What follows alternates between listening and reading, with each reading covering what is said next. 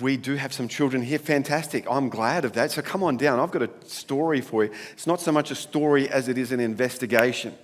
And if you're at all interested in fossils and dinosaurs and you want to join me down the front as well, you're very welcome to do that as well. Because I've got some pretty cool things down here. I don't have one of these. I wanted to get one of those. That's a Dracorex hogwartsia is what that one is. And you should support me in that. Like, to get one of those skulls just like this one here, you know what that is? It's a... come on. But what's it actually called? No, this is a high five moment. It's a Velociraptor. Okay, now have a look at that. It actually comes apart, so it needs a little bit of work to actually glue it together. But have a little look at that. Yeah, you can hold it. It's for real.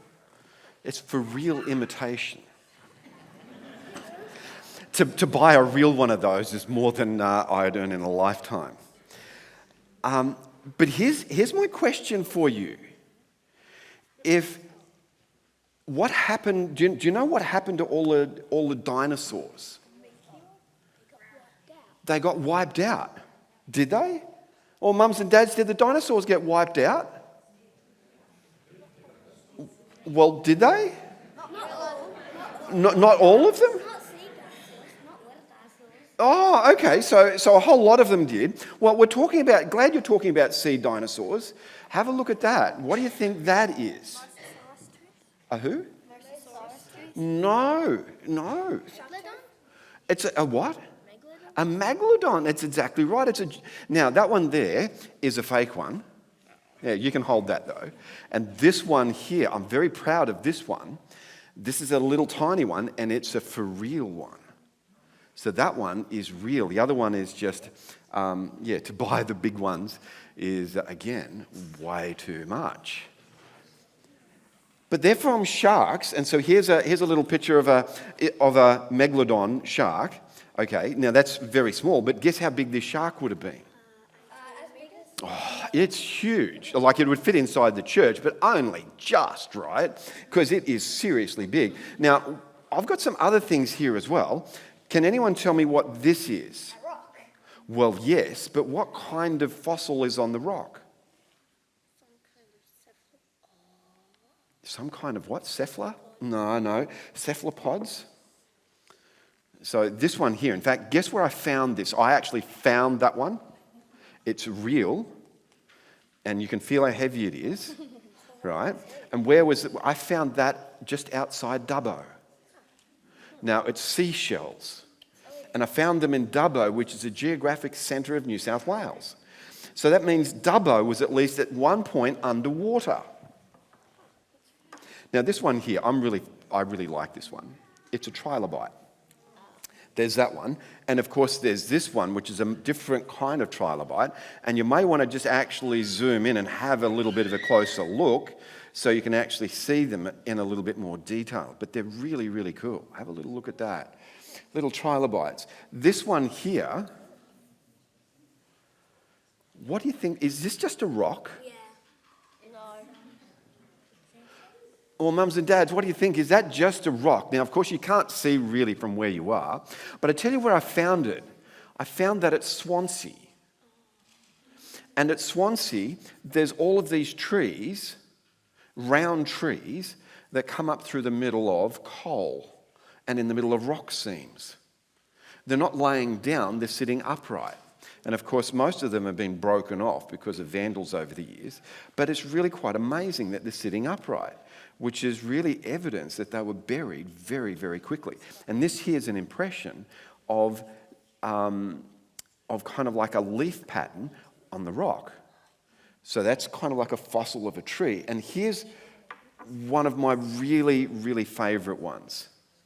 Oh, that's a cephalopod. It is, right? Now, this one here looks like opal. So, mums and dads, if you want to have a look at these later, you're very welcome to come on down after between Sabbath school and church and have a little look. But this one has reds and greens, so it's opalized. And then there's some others here, and they're not opalized. But all of these were buried in cataclysmic action. So they were rapidly buried in mud and dirt, and then they were fossilized. And there's another one there, and just have a look at them. They're absolutely gorgeous. But I do like, yeah, I know, they're really different sizes, which means they were growing at different rates. But look how they've been turned into just bits of rock. You can actually hold them if you want. Just be gentle with them, though, and pass them around. Now, one of the things that we might expect is this. Because we're talking about dinosaurs, we're talking about evidence for things. And my question is this: what happened to all the dinosaurs? Where did they go? Did they all die?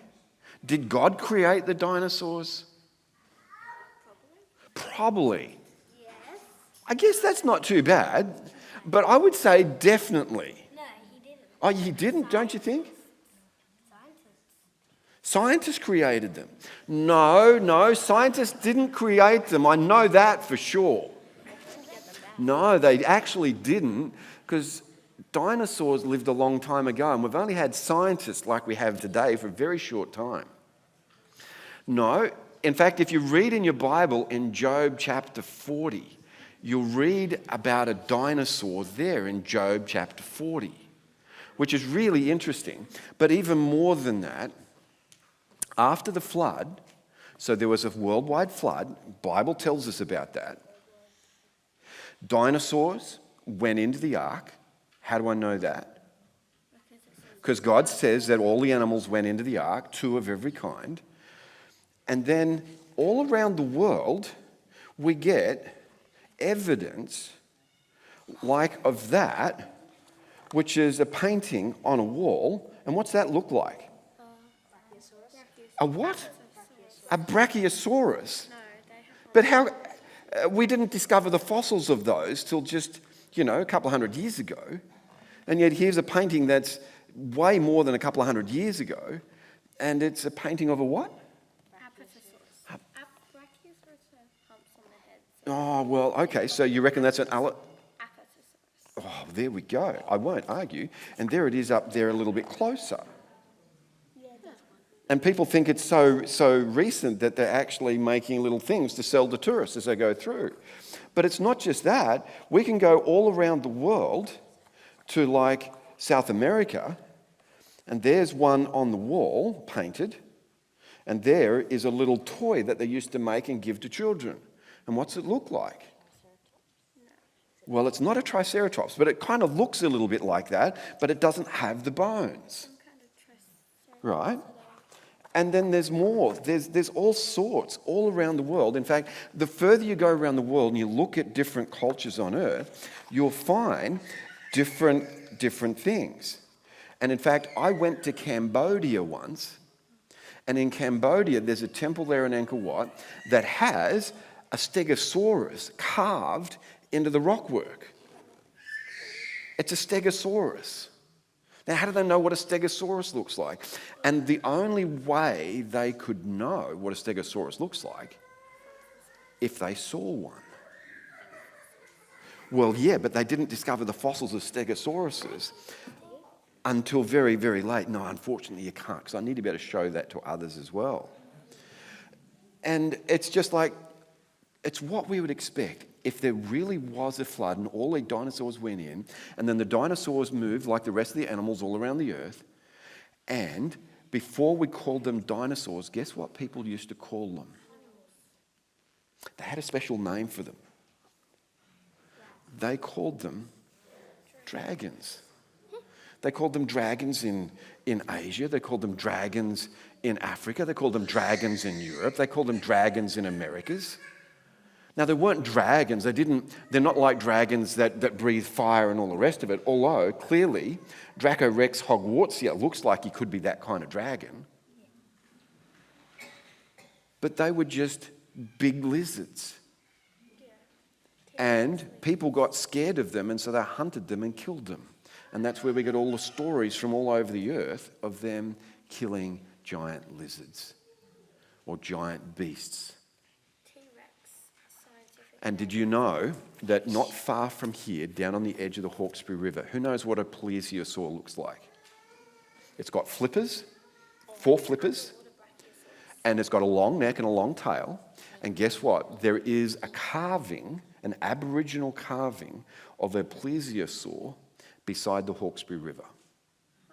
Did you know that?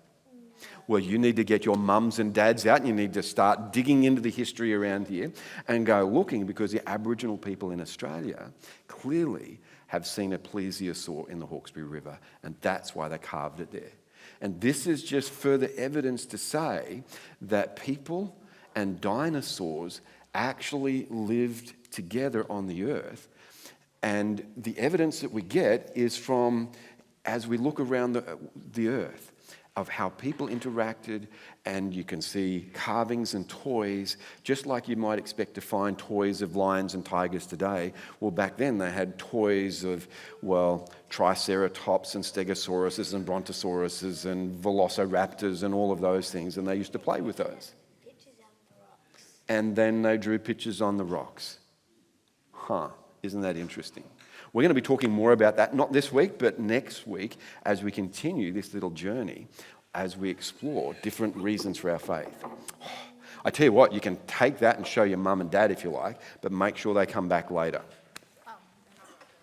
All right. Thanks so much, boys and girls.